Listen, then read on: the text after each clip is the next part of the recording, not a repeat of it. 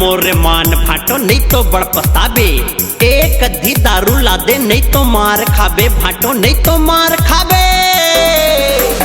मोर सारा टूरा रे तोर दीदी ला बताहूँ, मोर सारा टूरा रे तोर दीदी ला बताहूँ। अरे कैसे कालर पकड़े मोर, कैसे कालर पकड़े मोर तोर मजा ला चखाहूँ। मोर सारा टूरा रे तोर दीदी ला बताहूँ, मोर सारा टूरा रे तोर दीदी ला बताहूँ।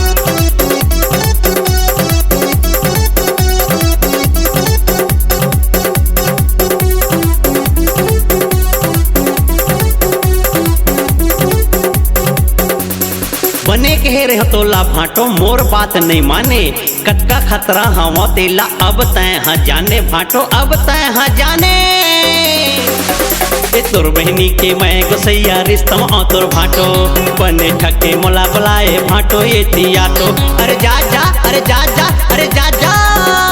हाँ तोर बहनी के मैं गोसैया रिश्तम आ तोर भाटो, बने ठके मोला बुलाए भाटो ये दिया तो। अरे मार मार के कन्हिया टूट गए, मार मार के कन्हिया टूट गए खटियाली उठ नहीं पाऊँ। मोर सारा टूरा रे तोर दीदी ला बताहूँ, मोर सारा टूरा रे तोर दीदी ला बताहूँ। अरे कैसे कालर पकड़े मोर, काबर कालर पकड़े मोर तोर मजा ला चखाहूँ। मोर सारा टूरा रे तोर दीदी ला बताहूँ, मोर सारा टूरा रे तोर दीदी ला बताहूँ, मोर सारा टूरा रे तोर दीदी ला बताहूँ। अरे जा बता दे बे, मोरो नाम गोलू दीवाना है।